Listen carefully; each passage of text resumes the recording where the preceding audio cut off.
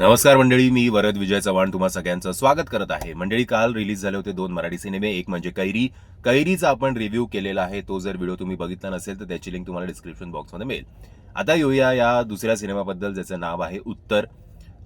Frankly speaking दोन्ही सिनेमाचं असं काही प्रमोशन झालेलं नाही आहे जेवढं ते डिझर्व करतात. आणि हे दोनही सिनेमे तसं बघायला गेलं तर याचं ड्युरेशन खूप कमी आहे. जेमतेम 2-2.25 तासाचे हे सिनेमे आहेत. सो आता येऊया उत्तर या सिनेमाकडे. आईची आणि मुलाची ही कथा आहे. उमा भालेराव म्हणजेच रेणुका शहाणेजींनी ते कॅरेक्टर केलेलं आहे आणि त्यांच्या मुलाची म्हणजे निनादची ज्याचं काम केलेलं आहे अभिनय बेर्डे यांनी. आता ही सिंगल मदर असते. मुलासाठी ती खूप धडपड करत असते. मुलाला काय हवंय काय नको याच्याबद्दल तिच्या मनात सतत चालू असतं. बट मुलगा जो आहे, निनाद जो आहे, तो जरा असा लोनली पर्सन आहे. तो बरेच वेळा त्याच्या आईशी सुद्धा कम्युनिकेट करू शकत नाहीये. आणि प्लस उमाच्या आयुष्यात अजून एक मोठा ट्विस्ट येणार आहे. खूप एक ट्रॅजेडी आहे. ती काय आहे हे जाणून घेण्यासाठी सिनेमागृहात जाऊन बघा. त्याच्याबद्दल मी काही तुम्हाला फार सांगत नाही. आता निनादच्या आयुष्यात त्याचं कॉलेजचं एक प्रोजेक्ट येतं.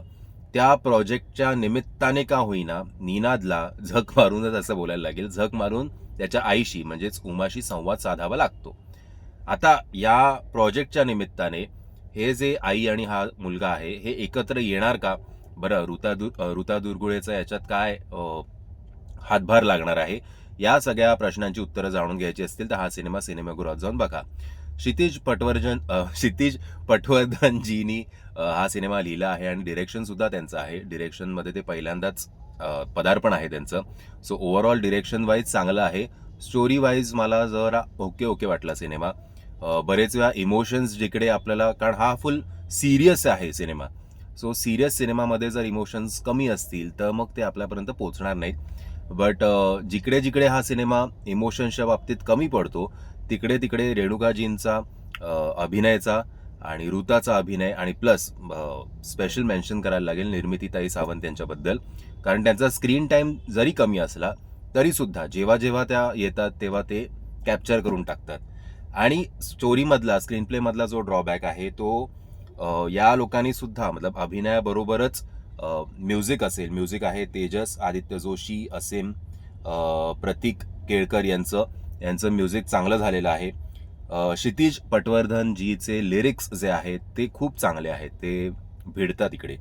आणि सारंग कुलकर्णी यांचं बॅकग्राऊंड म्युझिक आहे, बॅकग्राऊंड म्युझिक सुद्धा चांगलं झालेलं आहे.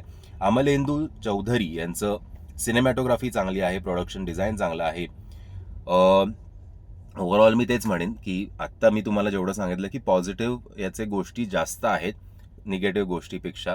सो मी नेहमी मराठी सिनेमाला तर कधी रेट करत नाही. तुम्हाला सांगतो की हा सिनेमा सिनेमागृहात जाऊन बघा की OTTवर येण्याची वाट बघा. या सिनेमाच्या बाबतीत तुम्ही असं बोलू शकता की सिनेमागृहात जाऊन बघायला तशी काही हरकत नाही आहे. फक्त हा स्टार्ट टू एंड जरा सिरियस सिनेमा आहे, एवढं डोक्यात ठेवा. बट ही जी जर्नी आहे आईची आणि मुलाची ती तुम्ही खूप एन्जॉय कराल. बाकी मेन जे 2 पिलर्स आहेत या सिनेमाचे, रेणुकाजी आणि अभिनय, त्यांनी स्वतःच्या खांद्यावर हा सिनेमा नीट पेलवलाय एवढं आपण म्हणू शकतो. थोडं इमोशनल सीन्समध्ये अभिनय, म्हणजे रडण्याच्या सीन्समध्ये थोडं असं वाटलं मला, थोडं कळलं तुम्हाला काय बोलायचं ते. बट तो प्रत्येक त्याच्या प्रोजेक्ट्सनी इम्प्रूव्ह होतोय. So big thumbs up to Abhinay. आणि आय एम शुअर की त्याचं फ्युचर खूप ब्राईट आहे आणि मराठीला एक चांगला अभिनेता अभिनयाच्या माध्यमातून मिळणार आहे, याच्यात काहीच शंका नाही आहे. बाकी ओव्हरऑल तुम्ही हा सिनेमा बघितला आहेत का? जर बघितला असेल तर माझ्या मताशी तुम्ही सहमत आहात की असहमत आहात हे कमेंटच्या माध्यमातून कळवा. व्हिडिओ आवडला असेल तर लाईक, शेअर आणि चॅनलला सबस्क्राईब करायला विसरू नका. जय हिंद, जय महाराष्ट्र.